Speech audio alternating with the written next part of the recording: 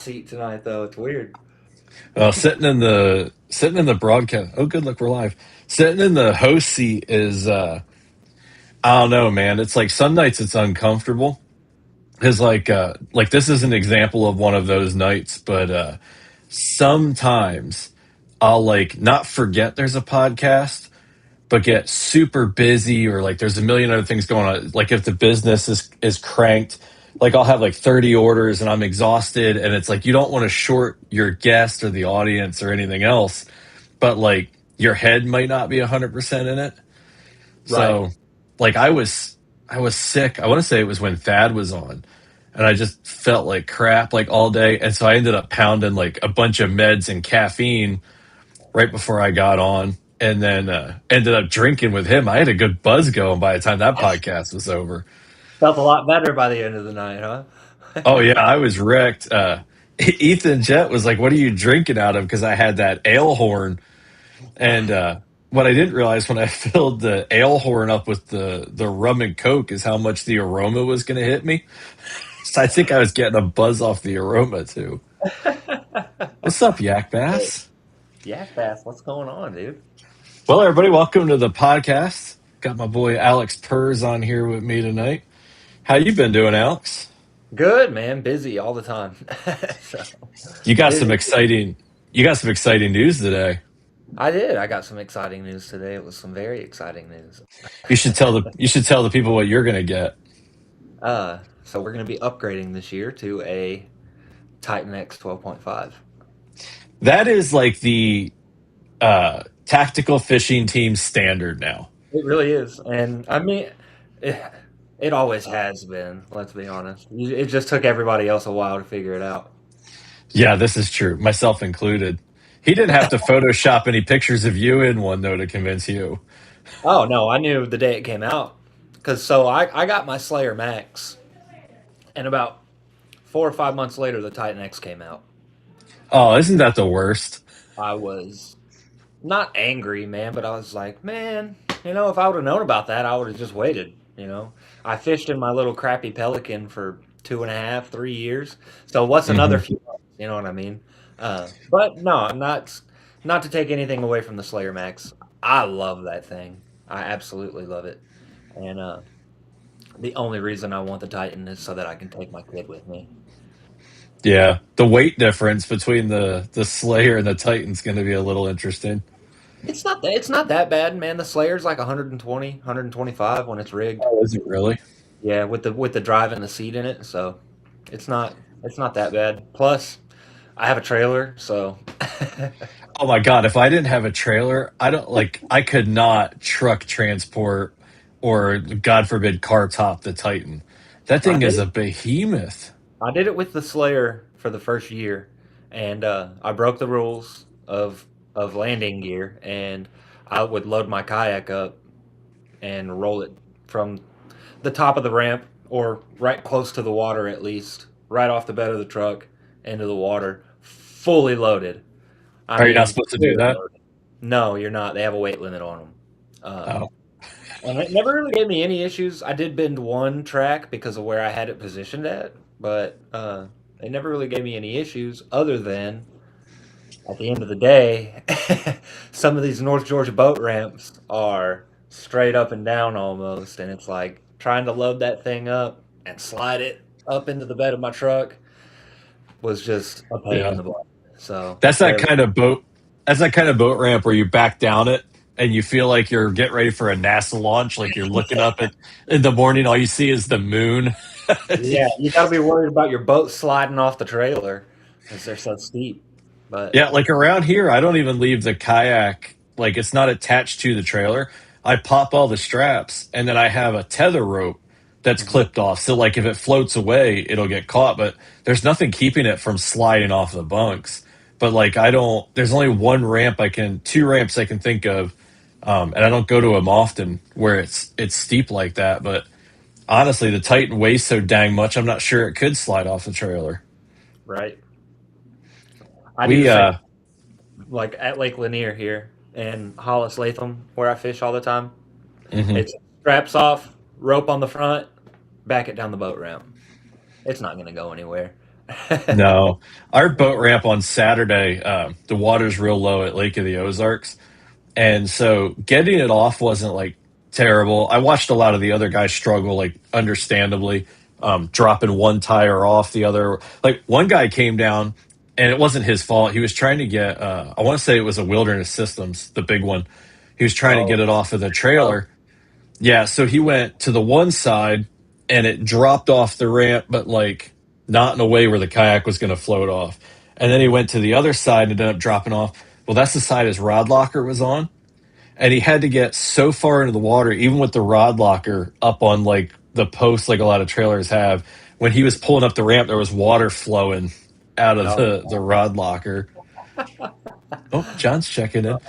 But man. so anyway, I got there before anybody else, so I had to back down this sketchy ramp all by myself. Like there's no light on the ramp, so like they all had help. I didn't. But so I got it down there and I let the one tire drop off a little bit, and then I just shoved the Titan off and it wasn't a problem. But when it came time to load up, oh my God, I had to fight that behemoth onto the trailer. I wanted to die, dude. I had been had been out in that sun all day and I was like, man, I thought the PWR was heavy. Yeah, that's a beast. It's a big boat, man, but it's a great boat too. I do love it. And I mean mine, to be fair, mine's, pretty loaded down. I got two motors on there, Mhm. and everything else. It's not light, but even when the guys delivered it from Festive Water, he opened up the enclosed trailer, and I already had the rigging stand ready to go in the middle of the garage. And I was like, "Hey, if you don't mind, I'll have you help me lift it up on there." And I wasn't even thinking about how heavy it was. I just didn't want to slide it off the trailer and then on my own later get it onto the stand. And he's like, Mhm. "Oh yeah, I don't care." And he's like, "Fair warning, this thing it's pretty heavy." And I was like, "Oh, okay, yeah, like whatever." And we each grabbed an end of it. I was like, "Oh my God." Like it was a bit of a rude awakening. They are heavy. They are. It's like you're like, "Oh no, I got it." And you go and you pick it up and you're like, you start walking and you're okay. Set it back down. Yeah, Let's it was get a it. bit of a behemoth. John said it was 101 there today. I Woo. I wish it was 101 here. It was in the 90s on Saturday, and then it was pretty decent on Sunday. I was going to go fishing yesterday, and I I think woke he up. I think he means his total is 101 inches. Oh, I'm an idiot. Oh, that explains. So when it said 0.75 at the end is Yeah. 101.75, I just kind of ignored the 0.75. I'm like, that's a weird way to do a temperature. I'm just dumb. But now that we're talking about temperature, so I was going to go fishing yesterday, and I woke up and it was like 20 something degrees at 6 a.m. And I was like, well, I'll wait like 2 hours. And I got looking at the weather app and it wasn't going to get over 53 and it was windy. And I was like, I'm done fishing. Not that that's cold, but like I'm done fishing in the cold. So I didn't go because today it was like going to be like 68. And I look at the hourly and it's like getting warmer early in the day. I wake up this morning, it's colder than hell. Says it's not going to get up into the 60s until like 2 p.m. And I was like, well, I guess it's an office day, like 2 office days. Can't complain. I got a lot to do. But Yeah. so it was like 12:30. I went outside to meet the UPS guy, and it was warmer than hell. I was so mad. But You got Saturday was beautiful. I went Yeah. fishing The on Go Saturday ahead. night. I went fishing Saturday night, and I checked the weather. I see it's going to get down, in the 50s. So I'm like, all right, I need to take a hoodie, and I'll be good. This and that, blah blah blah. I'm loading up, clothes are in the dryer. And what happens? I leave the hoodie in the dryer. So I get in the lake. Ah, I get on the lake, and I'm like, man, it's going to get cold. Let me grab my hoodie, and I reach around, and I'm like, I don't have it. So I have a friend that lives pretty close to the boat launch, and I hit him up, and I was like, "Dude, I need you, man." And yeah. Bring me a hoodie. he brought me a sweater and saved the night. So, and then I went out and caught a 4 pound spot. Yeah, you're like the king of the spots, man. I It's heard you funny. were moving spots. No, I'm just kidding. No, I was just kidding. Just a joke. It I was tell really. people that I brought some grass back for Lanier too. So. What's your next tournament? Are you fishing any coming up? So let me look real quick. I I've got know my Nemesis Lake in April. I've got in May, obviously, you know this. I'm traveling back to Santee Cooper to fish the Bassmaster Kayak Series. And historically, among our friend group, everybody's first trip to Santee is not the greatest, but their second trip is a little bit like John's month long over here. And I'm Yeah. hoping second trip, because my first trip was fun. It was awesome. I had a great time, but I didn't really catch a lot of fish. I still caught. I caught more pickerel than anything. I caught two pickerel, one crappie, and one bass. So the bass was nice. It was a nice bass. It had shoulders on it and everything. But yeah, so hopefully I'll have that breakout trip during the Bassmaster Kayak Series. Man, when I come out there, I'm going to need my first trip to be a good one because I don't know when I'll get a second one. It's a little I bit know of a it's far haul. for you. It's far I for you. think, 5 hours it not, took me. But I wasn't, man, I was going 60, 65 the whole way because it's my first out of state trip with the kayak, and I was kind of worried about it on the trailer and trailer tires and just any issues that could happen. So I just took it easy. The 4.5 hour trip took me 6 each way, mhm. but I made it and I had fun. So it was I awesome. also find when I'm going longer distances like that, I tend to slow down and I'm like more careful and a little more paranoid on the Mhm. way there. But then when it comes to getting home, like all that washes off somehow. Like it's a reset button. Like Yeah, I even do guilty. it. Yeah, I do it to local tournaments. Like Saturday, I drove down the Lake of the Ozarks and I did like 65, 68 the whole way down there. Like first long trip with the trailer this year. So Mhm. like I put new tires on, I packed the bearings, I checked, made sure there was no play and all that stuff. But like it's the first long trip of the year. So I drove down there, stayed under 70 the whole time, nice and easy. On the way home, I was going like 75. I was like, I'm so ready to be out of this car. I want to get home. Yeah. So my new truck has a cool feature where I can scroll over and access the rear view camera while I'm driving. Oh, So that's pretty nice. I can click it on and see if I'm getting any wobble or anything like that. So I was also guilty of kicking it up a notch on the way home. But it also was a nasty, nasty storm, which is one of the reasons I left as early as I did because it was an event that I was at and it wasn't over yet, but I needed to get on the road. Hmm. Because it was nasty for a while. So there was some times where I was going 35, 40 miles an hour just because I couldn't see any cars in front of me and they were everywhere. So, Oh boy. yeah, it was sketchy. It was a rough ride home. I like when it gets dark.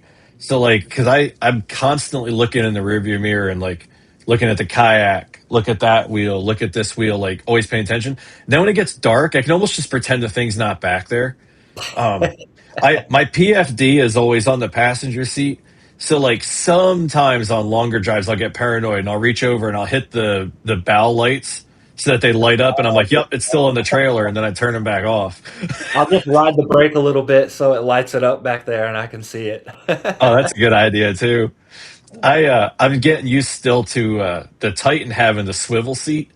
So like I Oh strap yeah, it. it'll rock So, over this way. well, sometimes I see movement and I look back and I realize it's just a swivel seat moving a little bit. Yep. And I can't use the factory strap because I leave my kayak cushion on all the time because I don't like taking it on and off. Mhm. So I have a cam strap, a short cam strap that I wrap so it goes around the seat frame too, and it keeps it from turning a lot, but it still moves enough that every now and then I look in the rearview mirror because I think something's wrong, and it's just that seat moving. Yep. Yeah, I'll look back there and my seat will be looking over this way. I'll be like, oh yeah, just it turns now. 'Cause mine didn't come with it originally. The swivel seat wasn't a thing for the Slayers when I bought it, and but they came out with the upgrade, and I got it immediately. I had to, Hmm. and I love that. That was a game changer on the boat for me. Because some of them, when you put that higher seat up, you get that feeling like this, kind of that little tippy. But I didn't Yeah. feel that with the Slayer at all, ever. Yeah, sometimes I look at the different kayaks that people sell seat risers for, and I'm just like, who's putting a seat riser on that? Yeah, a 3-inch seat riser. Yeah, and then it'll be like for like a lifetime Tamarack, and I'm like, no, no, no, no, no, no. Like, Yeah, talk about a bad plan. Before I got the Titan, the swivel seat upgrade for the PWR was my plan, which I Yeah, thought it was really cool they came out with that. But like, I wouldn't have liked that seat, and I wish that they would just come out with a swivel base upgrade for the factory seat. Like just something where you pop the factory seat completely out of the kayak, drop yeah, that thing in, and then put your seat back in. It all just connects together, and then just let me swivel the factory seat. Like I've seen guys on Reddit do it, yeah. so it's doable. But I wasn't going to pay a couple $100 just because it has this other seat in it. And then I was like, well, maybe I'll fab out my own. But then I ended up so I don't know. The more I paid attention to Andrew's Titan, the like when Thad had just had one, I didn't pay a ton of attention to it, but like Andrew posts so much, So you like see it all videos and yeah, and so I was seeing it all the time, and I was like, well, I kind of like that, and I was like, oh, I kind of like that. the time. Um, so I'm glad I made the switch. There's only a few things about it that like I'm not totally thrilled with. Like Yeah. I think it's silly that none of the track has a slot in the middle to drop something in. Like Yeah, you that's got to take everything off a track if you don't want it at the end. yeah, I yeah. That don't, I don't, I just don't looks get good. the, Looks clean. it does, but then like the front handle where the bow plate connects, it Mhm. also connects to the track of the front handle. Mhm. Well, you got to cut the rubber handle off, which is fine, but then there's no slot to like stick it in and you can't put it in from the end. So you end up taking the Phillips screw out and lifting the track up to slide the things in. And I'm like, we could have Yeah, just put a slot in the middle. Like it wouldn't have yeah, been that bad. yeah, yeah. Oh, Trey's in the chat. Trey, what are you doing here? Shouldn't you be on your own podcast tonight from Oyak? Makes me wonder if he's on his podcast and has this one muted, but he's in our comment section while JD or somebody else is talking. Because I'm pretty sure that was at Yeah. 7 o'clock tonight. He's on that podcast and got us on the phone. He might. My other window, I had to make sure I muted it in case I accidentally hit play on something because I've got like 20 tabs open. I'm down this 10 minutes from now. I'm down this like rabbit hole on machinery for like the next thing with the business. And so like I'm watching more YouTube videos than like anybody should be watching and just so it's like overwhelming, man. But oh, Ryan, Ryan's checking in. What's up, man, Ryan? my man. Yeah, so the Titan. My goal is to ride up with Nathan because Nathan is also picking something up and Ooh. pick mine up at the same time. But if that doesn't work out, it doesn't work out. I can get it a little bit later. It doesn't matter. The Slayer is perfectly capable of getting me on the water and getting me on Santee again and stuff like that. So if it doesn't work out for Santee, it doesn't work out. But I'm trying to get that thing ready in time to take back to Santee for Bassmaster. Well, worst case, if you can get it before Sandy, you don't even have to rig it. Just pile everything in the truck because Andrew can rig it in like a half an hour in a parking lot, apparently. No. And he can't charge you for it because he needs, kayaks to showcase. So he's just like, here you go, Andrew. No, me and Nathan will be able to knock it out pretty quick. It's just getting it, physically getting it in time is going to be the shuffle. He's a But good dude, man. I like Nathan a lot. He was super helpful getting my Titan, and that thing was here so fast. It like I couldn't even believe it. buddy, yeah. So and dude, so I met Nathan this kind of on the internet, just like I meet all of you guys. But it Hmm. was I got a kayak just to float and drink and soak up some sun with my wife. We got two of them, and we got the only two that they had, yellow or purple. So we got two yellow ones, and they were just some little $300 sit-in Pelicans, and we took them out a couple times. And I noticed it had some stuff, some attachments on it, and it came with this other thing, and I didn't know what it was, and so I start looking it up, and I realize it's a fishing kayak. Those are all the stuff I'm questioning are fishing rod holders, and I was like, no kidding, people fishing these things? So down I go the wormhole. You know what I mean? Uh-huh. Heading to Academy, I'm buying a couple fishing rods, some tackles, some this, some that, and just I start hitting the water, start hitting the water, start hitting the water, and I'm not catching nothing. Like, not even getting bites, like at all. And so a guy started to work with me at the shop I used to work at, and he's like, "You fish? You know, dang, dude, you got to come out and night fish with me." And I was like, "No, I'm not gonna do that, man. It's January. I'm not It's January. And he turns around and shows me multiple pictures of 15 to 20 pound striper. And I was like, let's go Friday. Yeah, So that's fun in a kayak. we were on a bass boat. Still And fun. right. We go out there. He's like, just don't even bring your stuff. I've got everything you need. Just show up at the boat ramp. And he hands me a 5.5 foot ultralight rod with a 1,000 reel on it, 15 pound braid, and a 7 pound leader. And we go out to some dock lights, and my very first cast, dude, I hook up with like a 12 pound striper, and that thing just runs and runs and runs and tokes me around, wears me out, and we get it in. And I Hmm. was hooked. So I started taking what I learned from them and applying it in the kayak, and I started catching fish. So then I found Fish North Georgia, and I start watching the Fish North Georgia podcast, and Nathan is actually OG Fish North Georgia. Oh, Nathan, really? yeah. Used to be Danny, Ryan, Nathan, and a guy named Paul, and they would run the boards and stuff for Danny, like I did.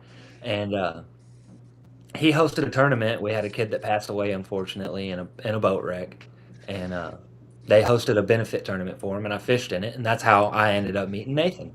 And we became friends. We start fishing together, and I felt so inferior in my little Pelican, and he's rolling around on his SS 127 with a graph and a motor, and I got nothing. You know what I mean? So Hmm. uh, next thing you know, I got 6 rods behind me. And then I got a hummingbird, all on this little sit-in Pelican, dude. And I'd go out with Nathan, and I'd wear him out to the point where he'd be like, "Man, I'm just not going to invite you anymore." he And I really he's wanted an so Old Town, is what I wanted. And then they opened Festive, and I got on a Slayer, and that's immediately I was like, "This is it, dude. This is everything I ever wanted." I didn't know this was a thing. Like, it hmm changed fishing for me completely. he did you a favor not putting you in the old town. Yeah, that's what I wanted. I My wanted an my Old buddy Town. Trey wants out of his old town too. He put a comment in here. He wants me to get. I don't know why he thinks I can get him a kayak, but he Hey, wants me to hey, get him a Trey, Slayer. you want a Slayer Max? I have a Slayer Max, and I would happily sell it to you so that I can upgrade to this Titan a little faster. Um, Hit me up, man. Shoot me a message. I've got a Slayer Max 12.5. It's in great condition. I take great care of it. If you're interested, I will sell it to you. My Hey, plan was my if he plan was paid for my trip out there, I might bring it back for him. I'm like, yeah, yeah, I'll go get your Slayer. I got one, man. And good deal too. Like really good deal, especially since you Like, can't get it anymore. I'll go fish Lanier on his dime. Yeah, come on. Come on. Bring him I with you. would. You got both fish. The hammer, yeah, it's a good choice too. Boo! You don't want the hammer. You just think you want the hammer. Yeah, I'm just saying, man. You could do the hammer, but I would give you a good deal on that Slayer. About half the price of a hammer. Trey's always confused. This is the first time where I'm not the fastest kayak in the friend group. Yeah, Like I've always just been the quickest. My buddy Noah was a close second because he also had a PWR with an XI3. The only difference was up until like a week ago, he didn't have the APC prop, dude. so I You may know still have a what? little bit of edge. I don't want to hear about that thing. You need to send me the link for the one for the XI3 because I bought the one that I screenshot and sent to you guys, and that thing. I didn't tell you guys, I don't think, but that thing was a nightmare. Yeah, Not I think you. putting it on was simple. I just had to cut a groove in it for the shear pin, and I put it on. But man, I turned my motor on and it would just shake. It's because you got the 10x8. I guarantee it.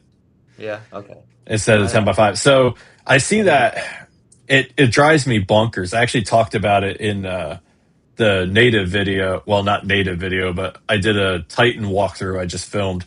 And when I talked about the motor, I talked about this specifically. So people on Facebook, I see all the time when they talk about the APC prop and the XI3, they tell people to get the 10 by 8 and they link them to it.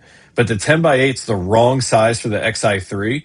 So it creates a ton of vibration, which is, miserable for the angler, bad for the motor. The problem is there's such a wide variance in the trolling motors when it comes to balance. So you could put the 10 by 8 on there in theory and not feel the vibration, but it's still there and it's really bad for the brushes and the shaft. It's just bad for the motor in general. So it's really bad advice, and I see it a lot. The 10 by 5 is the right one.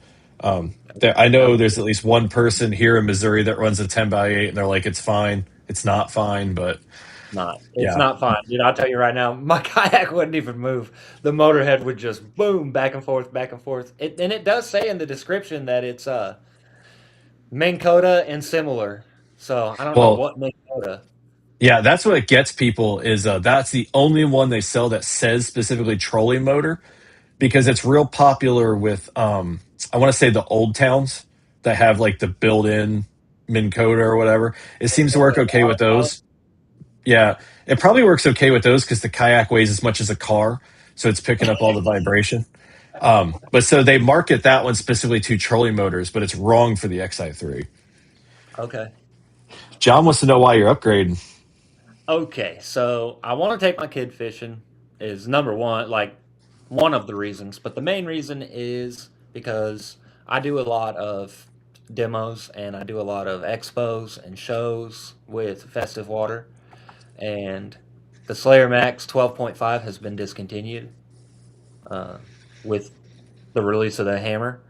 So I felt like uh, for me to still be able to do my thing, right, I need to be able to get in something different that they do offer, Because what's the point in looking at my boat if you can't buy one? You know what I mean? Yeah, that's a That's my good point. role. That's my role with Festive, really, because I'm not, I fish tournaments. I don't typically finish well. I have won one little small thing when I first started, but yeah, I typically don't finish well unless it's a month long or something. Uh, Same. so I don't shine there. I don't have, and I don't have, 100,000 followers and stuff like that. So that's not where I shine either. But where I do shine is in helping the store drive sales. That's where I do come into play. So I need to be able to help them drive sales, in my opinion, for me to be able to do what I've been doing already for the past couple of years. So Yeah, that's why. I didn't realize they discontinued the Slayer because of the hammer. I now Only the granted, 12.5. You can still get the Slayer Max 10. okay, that makes a little more sense because I say I'm not overly familiar with the Slayer, but when I look at the Slayer and the hammer, they don't seem like the same kayak. Like they don't seem like they serve the same purpose. But I guess at 12.5, maybe they do. And They so are if they only discontinued one size, that makes more sense. I bet so. I've been on a hammer recently, and I love it. It was nice. Like the only thing keeping me from getting that over the Titan is the deal that I'm getting on it. It's substantially cheaper for me to get a Titan, uh, but it's very similar. Like it was built to replace the Slayer, and in my opinion, it's a Slayer with everything that the Slayer doesn't have. It's almost like the Titan and the Slayer had a baby. Oh, okay, I got you. That makes sense. There's a guy in our local trail, Dane Lewis. He picked up a hammer, but I haven't seen it in person yet. Like I still have not laid eyes on a hammer or been in one. Yeah. Mostly what pushed me towards the Titan versus the hammer, aside from like a lot of people in the collective friend group having them and having that insight and all that, is just the size. Like the PWR was a good sized kayak, but every now and then it felt like it should be a little bigger. Whether Mhm. it's because I'm fat and the straps on the seat would get me, or if I just felt like it didn't quite have enough leg room.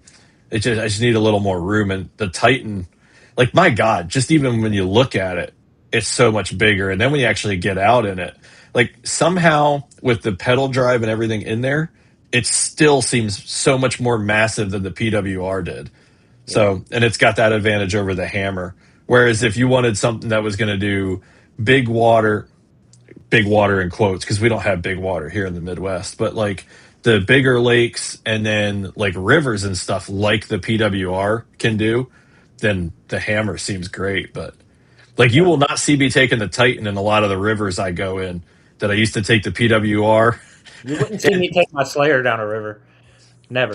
Not Well, you happening. see some of the stuff I drug that PWR 129 through.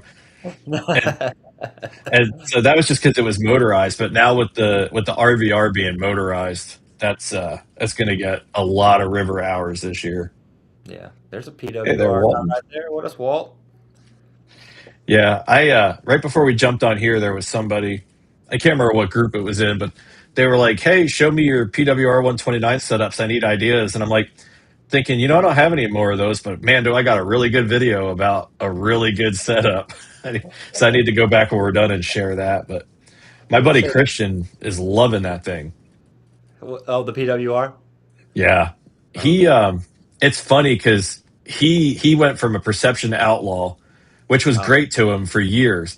But going from the outlaw to the PWR, it's like a whole nother world, it like is. that he hasn't been in.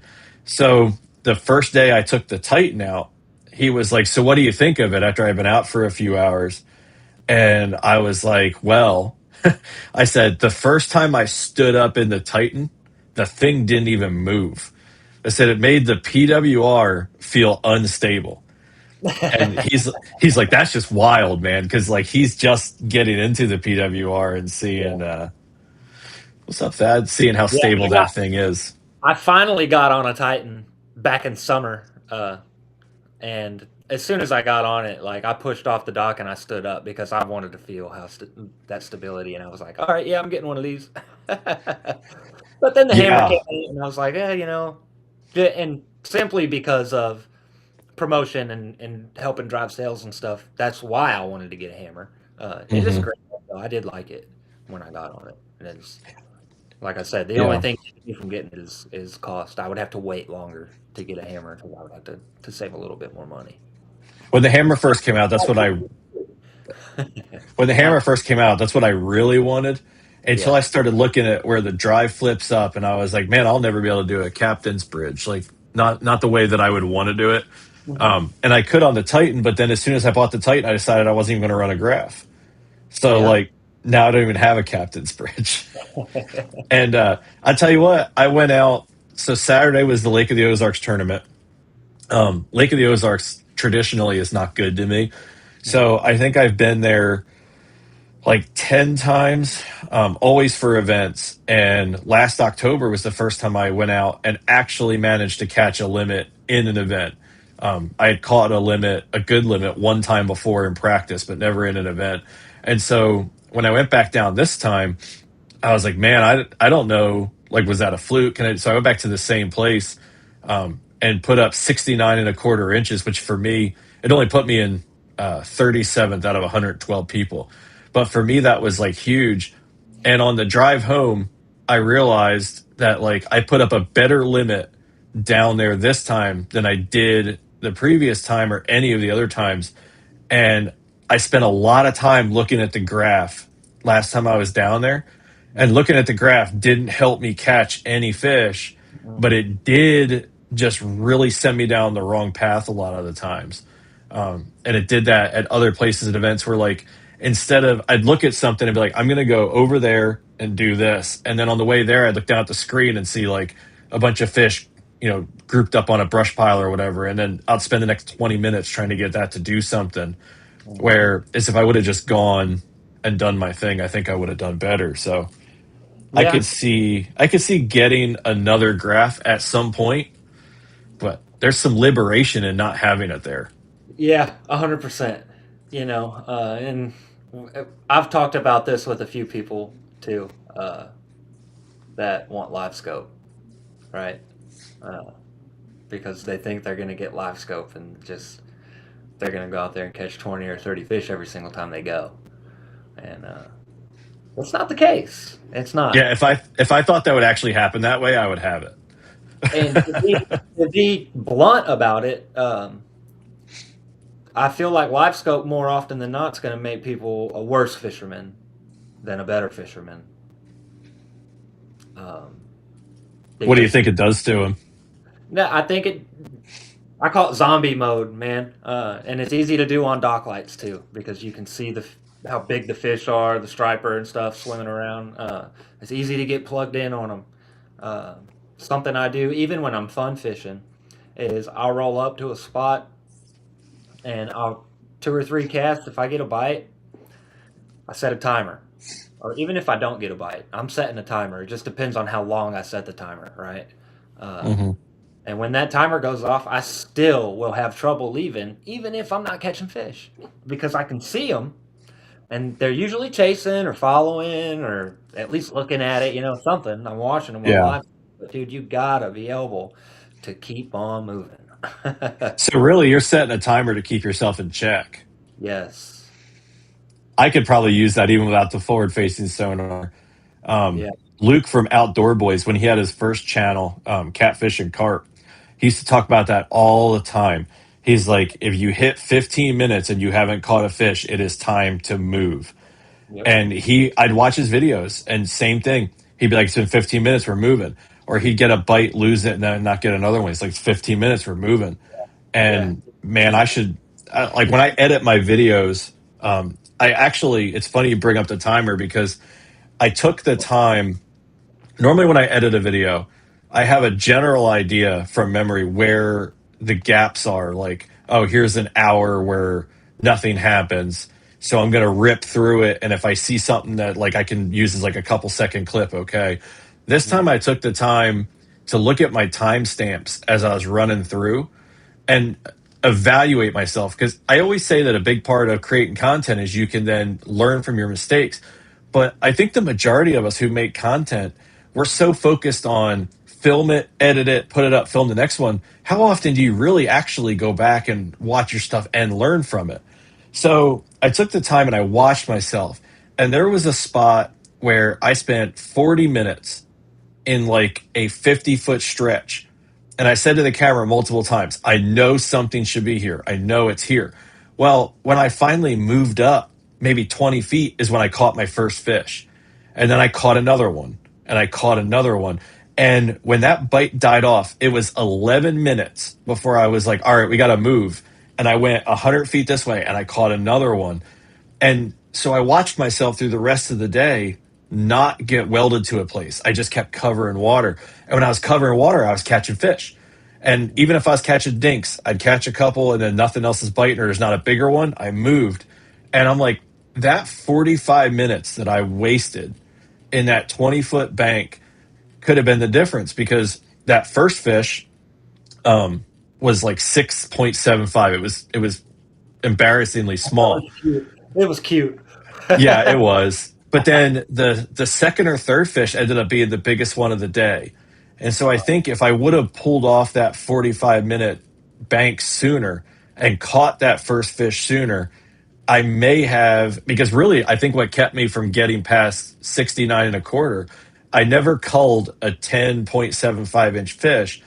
And I think the reason I never culled it is because it took me so long to realize I was on a pattern. It was 3 hours after the first fish when I finally just accepted you're on a pattern. Don't touch another bait. I welded that crankbait to my hand. And no matter where I was in the lake, I went and ran the same spots over and over. This, if it looked the same, I threw it at, I caught a fish. And I let myself trust that pattern 3 hours too late. Yeah. It, Yeah. it burned me. Another thing too, you mentioned covering water, right? You The way you're talking about it is right, but I feel like there's a few people out there that think covering water means traveling a long way from spot to spot. When covering Yeah. water, you're fishing. It's like you're fishing and moving on the move. Yeah. I stayed in the same, I looked at it. It was like 6.5 miles that I traveled, but I Hmm. traveled that 6.5 miles in the same like 2 mile area. Yeah. I Yeah. just kept going. Yeah. My buddy Noah, he doesn't even turn the trolley motor off. I don't think. Yeah. Like I've watched that guy run banks with crankbaits, and he'll have that thing just fired up, and like he'll be 300 feet behind me, and the next thing I know, he's gone because he's already fished the whole cove and he's on to the next one. Like he just never stops, and he Yeah. always, I say always does better than me. Out of the friend group, I placed the highest this time, which was weird. I beat Trey, Christian, Noah, our friend Adam. He was a couple down from me. And when I got to looking at the list the next day, there's some really legit anglers that finished lower than I did. And I wasn't watching the board all day, and it's probably a good thing because I Yeah. really, I was one good upgrade away from jumping quite a few spots and like two good upgrades away from possibly being in the conversation. Nice. Yeah. That's there's always that, right? The what if too. Well, and to circle back and land my plane, I think the what if with the forward facing sonar would be way way worse. Like I thought of because I was going to get an eagle eye. I had like made the decision like I'm getting an eagle eye. Then I watched Wendell Fishing's video about the eagle eye, and I was like, okay, I'm not getting an eagle eye because he makes some good points. I'm going to get like the bare minimum. I can't remember which Lowrance it was, like the HDS 10 or whatever it was I was looking at. And then, because I thought I would get it, and I would go out on the lake and I'd cruise up to a spot like there should be fish here, and I'd use the sonar. And if the bass aren't there or they're not eating, I can move on. And I'm like, I'm going to cover so much more water because I'll know when they're not eating. But the reality is, if I put it up on a bank and there's 10 bass in there and one of them looks like an absolute giant, I Yeah, dude. am not going to I peel was away. and Z Giller's mentioning changing presentations. Yeah, 100%. That's what we do. Like change your speed, change your color. I will rotate through 15 rods 4 times over a spot. Like I can really I'll still get glued on a spot. I really got to set that timer. See, I do that now. I rotate through, but I don't know they're there. If Yeah. I like, Yeah. God forbid, I'm fishing a tournament like the Eco Fishing 250 is a great example. They do it every October here at Lake of the Ozarks. The person who gets the big bass is guaranteed $10,000. So if I see a 10 pounder on live scope and there's 8 hours in the tournament, I might spend 8 hours trying to get that 10 pounder because I want that 10 grand and it's got to eat something, right? But like I can see me eventually just getting mad, like Andrew Blair says, "Eat it, Tina," and getting out of the kayak to go get the damn thing. Like you're not going to eat. I'll come in and get you. I'll hand line it. I'll get And in there like Hannah Barron and grab it by the face, dude, that's how I won the internal monthly back in jumping in July. the water and grabbing it. No, I saw what I knew was a giant bass on scope, and I followed that fish around for 15 minutes, and then got it to bite. How far did it travel in that 15 minutes? Not very far. Oh, because I can just picture you like all up and down the bank, just watching the screen, following this fish, like it's No, just going about no, its chores for about the that. day. Not offshore, right? But I mean, it was 50, 100 yards off the bank, and in about 25, 30 feet of water on some brush is where I found it, and I cast it into that brush with 3 or 4 different baits, and 3 or 4 of those blobs started to move, and I could see them individual. And I went out with someone I think very highly of, lip sticker fishing, Kevin Underwood. I Hmm. went out on a guide trip with him and really focused on learning what I was looking at on that screen. And because that guy, he can be like, man, those are catfish. Boom, and pull them. Those are gar. And you go roll over them and you look in the water and they're gar, you know. So I knew what I was looking at, or at least had an idea, right? And Hmm. I just followed those blobs, man. and See, I that's an rotated. example of it working out, though, which would make it even worse for me when it doesn't. Yeah, I rotated between a shaky head, a jig, and a minnow, and I was just killing time until the dock lights, like until it got dark outside, and Hmm. almost dark. And I dropped that shaky head with the swagger stick in there, man. And I guess she finally had enough. She hammered that thing so hard, and I got it up to the boat and about botched the net job because I was so excited. You know, once you see it and you're like, "Oh my god!" I remember that fish. And Yeah, I've botched a few like that. The first time I took the RVR out, might have been the second time. I was at a honey hole lake that I like a lot, and my buddy Christian was there with his wife. And like, I woke up late. I was supposed to be there. It was like the only time ever that he's beat me to a lake. But like, so I was rushing when I left the house, and I forgot my net. And I got to the lake, realized I didn't have the net, and I was like, whatever. I'll just boat flip stuff, whatever. And then I'm fishing the dam, and it's one of my favorite clips of video because I'm facing this way, and I cast up on that dam, and whatever that thing was hit my jig, and I set the hook, and you just see the front of the RVR just whip around, and you just hear Christian like, "Oh my god!" And then that bass busted, and it was every bit my PB. We think it was probably about 8 pounds looking back at the video, and it got so close. I would have had it in the net if I had the net, but it got close, and I had that moment of panic where I was like, because I thought like, I'll just grab it.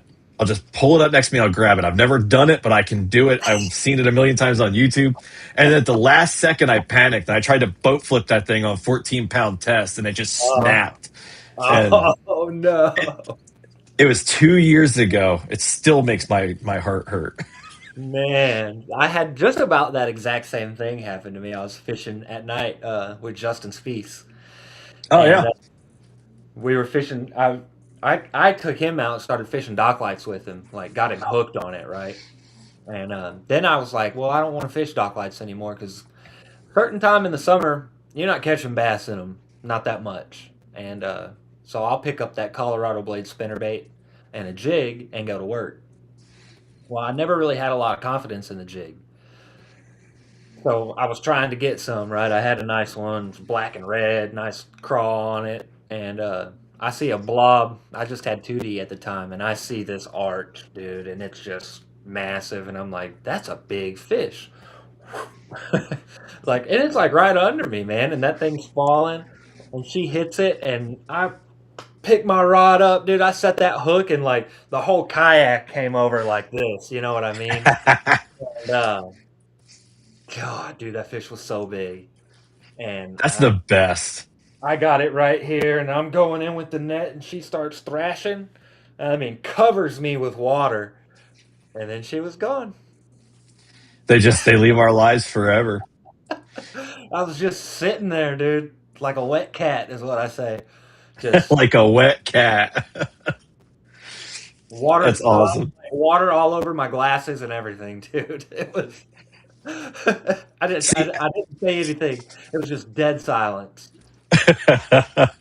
and see, that's how I know forward facing sonar would be bad for me because it's been 2 years. I still fish that same spot on the dam with that same jig every spring because I know it must have a bed there or something. Because I caught my 22 just a little ways down and I know it was on bed.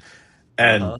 just last week when I took the Titan out, I went to that lake and I threw that jig and I threw it the same spot. And I'm just like, come on. So 2 years I've been doing that without forward facing sonar. Oh, John wants to go night fishing. Yeah, man, come on out. If you want to do dock lights on Lanier, I'd say the next month and a half is probably going to be prime time for some big spots and big striper. Man, that If you sounds like fun. if you want to go out and do some big spinnerbait jigs and like big worms and not fish dock lights, then we can do that. Really, middle to the end of May, all the way through October. So you said in June or whatever, you're not getting them off the dock light. What's on the dock lights other than the bass? Like in the middle of summer, what are you getting on them? You'll find some catfish out there, some gar, a lot of brim, little stuff. Still a lot of bait fish out there, but I just you'll catch some bass, right? And then you might pull up, but you're not going to catch any striper. The striper won't be in the dock lights in the summertime. Water's too hot. Hmm. It because Lanier will quickly turn to bathwater. Right now it's in the mid to upper 50s, but it will quickly turn to bathwater. Man, if I was a guy who sold bait, I'd be out there at night with a cast net hitting like every dock light. That's got to be a good way to get bait. Oh Like a man, catfish guy, or yeah. our big tackle store Hammond's here has pretty much dialed in the live the live herring game. And I mean, and then you got the dugout over in Marietta. Jamie didn't acquire the nickname the Minnow King for no reason. Uh, so there's definitely some stiff competition between the dugout and Hammond's for live bait. Now, some people like getting it to your spot, right? Hmm. Getting your live bait from Hammond's to Lake Lanier is no problem, but getting your live bait from Hammond's to Hickory Log would be trouble, unless you've got a way to keep them alive. You know what I mean? Uh, Yeah. so, what up, Caleb? So when I grew up on the ocean, so like we would go get frozen, like say squid and bunker, or sometimes crab, but mostly like squid and bunker for bait. But if you wanted live bait, like there was a million places on the water where you could stop, or guys would like literally bring it to you. Like there was dudes that would just be out there in boats driving around, and you could wave them down, or they'd come up to you, and they would literally just pull up next to you and sell you the live bait out of the boat. Like it was Nice. pretty legit. That is But legit. you got me wondering now. I never really thought about it, but I wonder if Lake of the Ozarks. I wonder if there's a bunch of dock lights. Because Oh, sure. going down there, and when it's warm out, fishing at night would be kind of cool. I'm sure. I'm sure there is. I'm gonna have to ask some of the guys down there, like Corey or Mason or whatever. That'd Well, be pretty cool to go do. you have to go scout it out. You know, our soups go super early in the morning, like 2 hours before sunrise, and Yeah, that's a good just wait idea. around and look. Because The I water. normally hate. I avoid the parts of the lake. Well, say I avoid the parts of the lake with docks. The whole damn lake's got docks, but there's a few spots on the lake where you can go and get away from those. But the places where it's super concentrated, I would not be surprised if there's not dock lights, and that could probably be some pretty fun night fishing. Yeah, and some of them are green. The green ones can be a little bit harder to see from far away. And some people say that the green lights attract more fish. I've never found that to be the case. I think the fish are in different parts of the lake, and if there's a light there, they're attracted to the bait to it. You know what I mean? There's a color other than green. Yeah, you can get white. I don't know. There's, I didn't know that. I always just when you say dock lights, I always just think green. well, yeah, some of them look green no matter what because the water's kind of green too. You know. Oh, that makes sense. So I have a light in the kayak that I can plug into a USB port, and I have a couple egg sinkers on it, and I can drop it down and have some light under me, which kind of rude, but sometimes people will see you fishing the dock light and they'll turn it off. Uh huh. I can see that. Hmm. I But uh, I used to have one that hooked to a car battery, and I when would that throw it happens, I in the stop pond. buying it. Yeah, I had one hooked to a car battery, and I would throw it in the farm pond. Yeah, Because I used to have a bunch of clover traps that I made myself. Because before I got into bass fishing, it was always catfish for the most part, and so I'd go out to the pond and I'd throw clover traps along this section of the bank with cat food or whatever in them, and I'd throw that light out near them just to draw the bluegill and stuff in, and then they would swim up in those clover traps. They couldn't get back out. That was how I got all my catfish candy, my bluegill for going out and running, limb lines or throwing a pole in. yeah, yep. You can catch a And lot of crappie in them too, and bluegill. I wonder what the legality is here for like. I gotta imagine some places don't let you fish biolite. I might have to look into that, see what Missouri No, says. you can fish. You can fish it. It doesn't matter. Some places don't like lights in them because of the electricity. Because there has been some cases here where there was a dock light that I caught some big fish on that it's not there anymore, and that's because somebody jumped in the water and they're not here anymore because they got Oh, electrocuted. And a boater I, saw them, and he went to go try to save them, and he got electrocuted as well. So he wasn't able to get to them, and yeah. I'm guessing that was not wired correctly. I mean, anything can happen, really. If the wire gets chafed up a little bit, or anything like that. A little bit of wear. You got to check that stuff. You know, can't just throw it in there and think it's going to last forever. Yeah, I mean they got them in swimming pools, Yeah. but I guess in a swimming pool it's probably a little more isolated from the water, but it could still Well, and I'll happen. tell you too. Then the lights in swimming pools electrocute people in the water.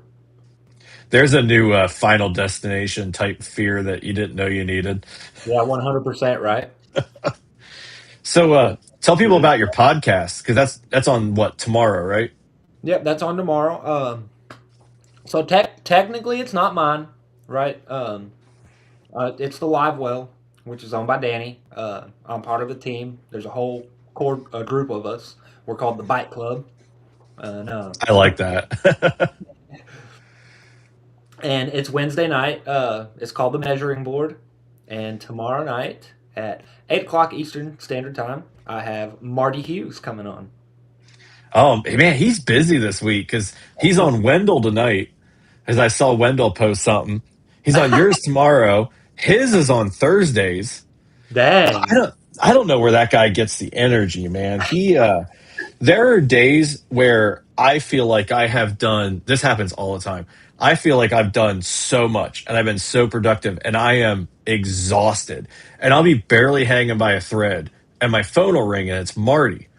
And then Marty gets to telling me not only about his day, but his week, his plans for the next day, and all the cool ideas he came up with that idea why day why he's fishing. Because he's so good at catching fish that he comes up with ideas while he's fishing. He's like the fishing's a byproduct. And so he'll tell me all this and he'll have done things in the last 8 hours that I haven't accomplished in the last 10 days. And then I feel so weak for being tired because that dude, I'm not saying he's old, but he's got a lot of years on me. And he just walked circles around me. Like, and he's always happy. Like, Marty's such a good dude, man. I'm going to tune in for that one for sure. Cool. I can't wait to talk to him. I love the name, the measuring board. Thanks. Thanks. I don't know. I don't know how I came up with it. We got the Live Well, and then Tony got a show, right? Because I had to switch mine from Monday just because of a work deal. Uh, Hmm. I'm a mechanic, so I get paid not really a piece rate, but we call it flat rate, and I get paid by the job, right? So Hmm. if a job pays an hour and I can get it done in 20 minutes, I still get paid an hour for it. And Tuesday is the end of our pay period. So Monday and Tuesday are like grind and hustle days. Let's wrap this Yeah. up and finish this off strong, right?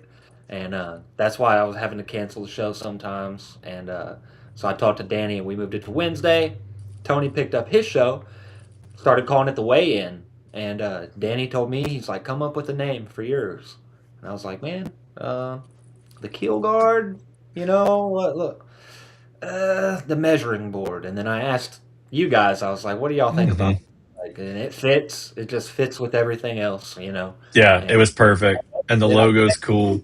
I chat GPT the logo, and I ran with it, man. I didn't realize Tony had a show going too.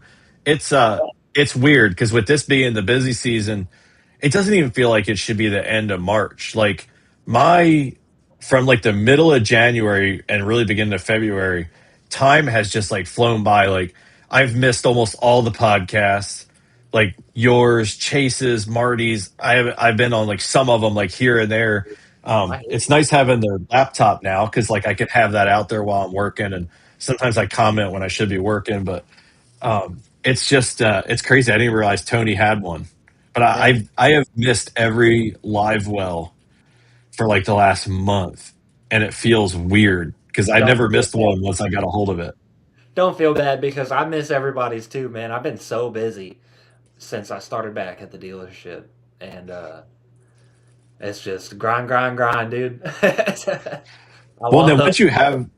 once you have a podcast, there's no good day of the week to have a podcast because every day of the week has multiple podcasts on it now. Like Uh-huh. I used to watch Wendell's. His is on Tuesdays. I can't watch it. Like same, so it's it's interesting the way you as you grow, there's certain stuff you're like I'll never miss this because it's like where I started, and then you don't realize you're missing it.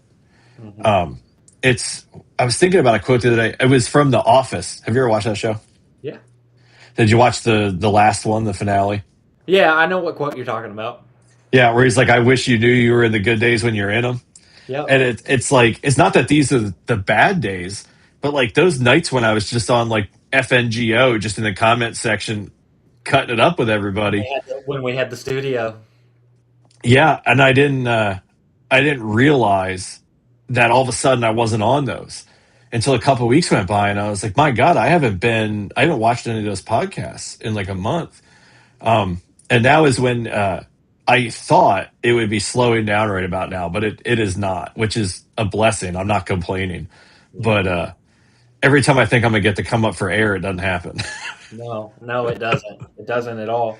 No, no. That's why I was looking at the calendar earlier, and I was like, man, I'm looking at the Bassmaster trip for Santee because my local club's got a tournament the weekend before that I wanted to fish, but I'm not gonna do it. Just I'm focused on Santee Cooper. I'm focused on Bassmaster. Hmm. Leaving probably Wednesday, that Wednesday to go over there, and I want to be ready. This is I got a chance. I got a chance to do something, and I'm not focused on doing well. Like I told you guys, I'm going to fish, man. I'm not there to win, but I'm there to catch fish. Oh You, yeah, you can be sure about that. it's gonna be a good one too. You're gonna be mixing it up with people like Kristen Fisher, and you know, Yeah, yeah, it's gonna be a good one. exactly. Yeah, exactly. And it could be a one shot wonder if I did well, but it would have if I did it, it happened. You know what I mean? So, but the I'm most important thing out of this is that I'm going there. I'm hanging out with the guys. I'm getting some R and like a guys trip. Because I've never had that. So the only thing keeping me from being totally bummed that I'm not coming is that it's the same day as the wedding. And so I'm not bummed because I'm super excited about my wedding. And if my fiance watches this, I am not comparing our wedding to a fishing tournament. But if it wasn't the wedding, if it was literally anything else, I'd be so bummed that I'm not there. And yeah, hopefully they come back and do it next year. I don't know that I'd enter a Bass Master. Maybe I would. I don't know. why not? I don't know. It's never. My calendar's pretty empty for tournaments, obviously, or honestly, which is kind of nice. But the 11th of April, my Nemesis Lake, my local lake, comes up, and I need to go start fishing it because I have gotten my ass handed to me the last three or four events on there. I have not. I don't think I may have had a limit last year, but I don't think I've had a limit in any of Oh, the events, and brother. it's 10 minutes from my house. And I go out there all the time and I catch fish. Like matter of fact, so not 2025, 2024. I was determined that when the trail came to town in September to fish that lake, I was like, I am going to be on the podium. So June, July, August, September, I fished it several days a week, every week.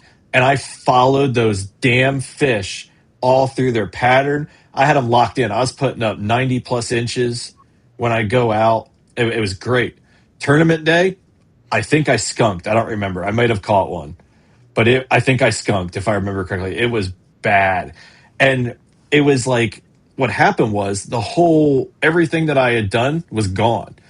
Like the weather hadn't changed, but like the bite just wasn't there. So then I started working backwards to the previous patterns and it wasn't there and I couldn't adjust. And the dudes that weren't even locals that just came in and fished it tore it up. Mhm. So I'll go fish it a couple times to get an idea. Like I want to know where they're at right now so that I can know where they are in 2 weeks and I can know where they are the week after that. But It's I, time on the water, man. Really, yeah, you gotta spend time on the water. It's when you got people that can go out and practice and get to know the place and go out multiple times before and even leading up to the tournament. I mean, they've got an advantage on you, and it doesn't matter what kind of equipment you run at that point. You're at a disadvantage. 100%. You It's, know. I'm learning more and more that a crankbait is such a good search bait. I've always thought of a crankbait as like a winter bait. I never picked it up unless the water was cold. And last year I threw it like a little more. But the last couple of times out when I've done well, matter of fact, both times at Lake of the Ozarks, it's been a crankbait. That's Yeah. like a crankbait brought me every What single color is fish that your I crankbait? caught. What color is your crankbait? Probably Blaze, some kind of crawl something, right? blaze, Green yep, craw, brown craw, fire craw, blaze, whatever, right? They're all like a crawfish imitation, right? yep. Most of them, unless you get like a shad or something. But I mean, we throw jigs year round. They eat crawfish year round. Why not? Why not try it? You know. Yeah, I think I was really missing out. I've got two crankbaits tied on right now. Hmm. I've got a blaze one tied on, and I've got like a shad color tied on, and that's my plan. I'm gonna go out there and I'm gonna beat those rock banks with that crankbait. I'm gonna find them. Nice. It should be a good this lake in April should be a real ball buster. I won't be surprised if somebody hits 100 inches. Like I don't think they will. I think the winning total will be like 92 to 95. But if somebody cracked 100, I would not be shocked. Yeah, it's gonna take 100 plus at that Santee Cooper Bassmaster. That's just we'll see it over there. It's just different. Like I Like it, watch Andrew go out and catch those. Just like you guys over there, a 22 here is massive. A yeah, 22 oh, over there is like a Tuesday. no, that's a giant to me. It's so that the month that I won the internal, right? The day that I caught my first fish over 20, I was catching 16 to 18 inches. I caught like 12 of them, and I didn't even bother putting them on the board. And I looked at my camera and like I record the whole time like I'm recording content, but I never Hmm. really edit and release any content other than shorts, so I don't know why I do it. But I looked at my camera and I was like, no point in measuring him. Those guys catch 20 plus like it's going out of style. And Hmm. I'm cruising around. 20 minutes later, I caught a 21. And I was like, what? And, the 4 days later, not the exact same spot, but not very far away, not very far away at all. Same creek. I caught another fish over 20. And I was like, what's going on? This is it's like a once a year thing for me to catch a fish over 20. And Hmm. 2 weeks later, I went out and caught a 23 and a quarter. I was like, "What? What's going on?" I had a five fish bag for that month long, and it's like 101 inches or 102, and Uh-huh. one of them was a spot, and they were all caught on Lake Lanier. Well, people tell me I'm wrong, and maybe I am, but it's been my anecdotal experience anyway from the seat of my kayak. When I find one 21 or over, I almost always find more than one, whether it's the same day or not, in that same area.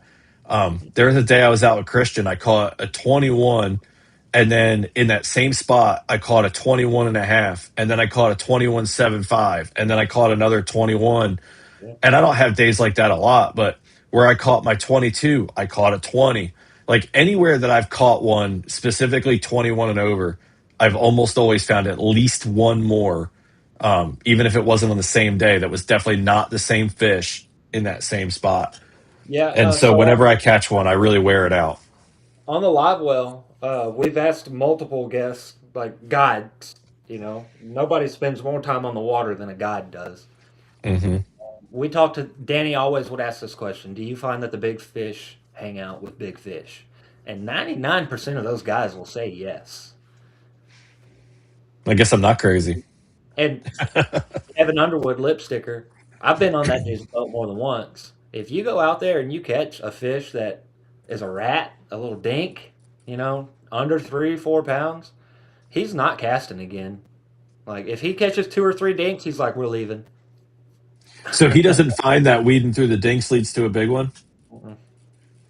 See, it's funny when I was at Lake of the Ozarks the other day, I was catching shorts, and it was on a main lake point where I knew there should be big ones. And I Now remember he'll saying to the camera, if like, he I just catches gotta more weed through them. Yeah, if he's getting bit, he'll run that pattern and he'll say, if I'm getting bit like this, I'm bound to run into a big one. You know. Yeah. Yeah, but after I caught a couple dinks, I was like, I guess there's not one here. But there's been times where I've stayed in one spot and caught dink after dink after dink, convinced that if I don't move, something will happen. And then eventually something big eats it. Um, my PB Smalley, that 20 and a half, I pulled a couple small ones off of there 2 days before. And then I pulled one or two small ones that day right before I pulled that one. And so I'm convinced because smallies can be, at least in my area, like in this state rather, pretty territorial. So Hmm. I'm convinced that that 20 and a half was there the whole time. Yeah. Yeah. It just took forever to eat it. And it well, they're cannibalistic too, right? Smallmouth. Bass, bass in general. They'll eat young ones, little ones. So like that's another thing that we've heard people say on the live well is like a 12-inch bass ain't hanging out with a 20-inch bass because a 20-inch bass will eat a 12-inch bass. But I don't know. You know what I mean? Um, It's an interesting observation. it is. It is. But they are cannibalistic. They'll eat their young. Hmm. I never really thought about that. Hmm. Well, Yeah. man, we've been going for an hour 11. I know it's Yeah. later there for you. It's late here for me, but Okay. tell everybody where to find your podcast tomorrow. So the podcast tomorrow's on the Livewell podcast on YouTube. I don't think we're called Fish North Georgia anywhere else except for Facebook and TikTok. I'm pretty sure we're just the Livewell now on YouTube, the Livewell podcast measuring board, 8 to 10 p.m. Eastern Standard Time. We got Marty Hughes. Um, so come on. What is it? Like, subscribe, and hit that notification bell so you know when we're going live. Yeah, damn right. I'm gonna need you to message me tomorrow night right before you go live, just so I don't forget, because I have Yeah. that bell turned on and I might still miss it. But I'll send hit it me. in the group chat. I'll send the link when I get the show set up. Perfect, man. That sounds awesome. I appreciate you coming on, man. It's a good Yeah. conversation. Thanks for having me, dude. I Yeah, appreciate it. man. We're gonna. All right, everybody. I appreciate you guys tuning in, and we'll catch you guys on the next one. We're gonna end this bad boy.